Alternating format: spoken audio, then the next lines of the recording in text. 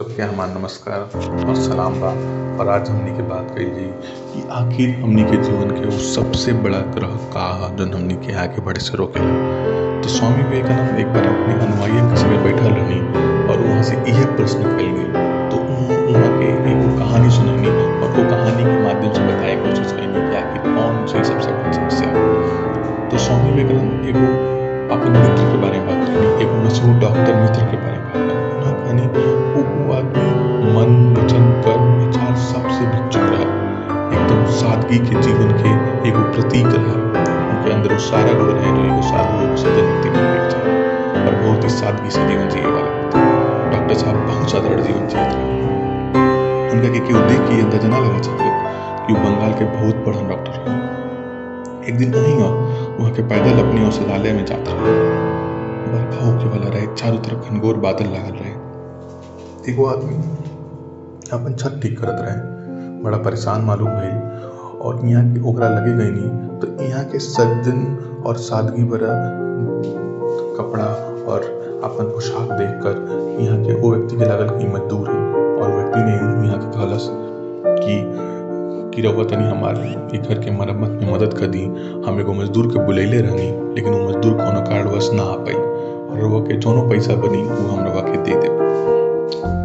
Doctor साहब कुछ ना कहनी और व्यक्ति के संग लग के काम करे लगनी। तबे वही रास्ता से एगो बहुत मशहूर आदमी गुजरत रहे, बिजनेसमैन। डॉक्टर साहब के जब वो देखलस इस तरह तो वो वहाँ से पूछलस कि वही का करत बानी। जवाब मिलल तनिका कि आज हमरो मरीजन के इलाज बदले से बढ़िया ई काम लगल। ई सज्जन हमरा से मदद मांगले हाँ तो हम मदद कर देनी। आगे वहाँ की क्या कहनी, आगे के वहाँ कहती उसे पहले कुटीर वाला आदमी रोक देलस और अपन गोड़ पकड़ लेलस, कहलस कि हमरा से ई का हो गई।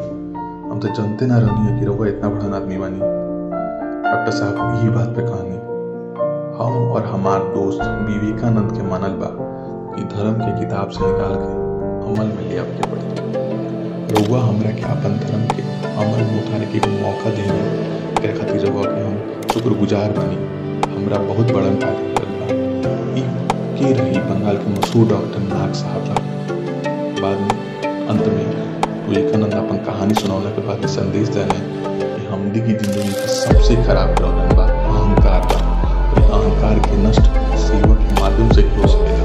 तो रउआ सब भी अगर अपना जीवन में अहंकार के भाव से गुजरता नहीं और जीवन में कोनो रूप से अगर ये रउआ सबके परेशान करता तो सेवा माध्यम से जुड़ जाई, ग्रेटिट्यूड के भावना लाई अपना अंदर और जीवन में आगे बढ़े की कोशिश करी। जीवन के जन सबसे बड़न जन कांटा बा वो अहंकार बा। अहंकार व्यक्ति के बड़े से रोकेला, ओकरा के आगे ना जाए देला।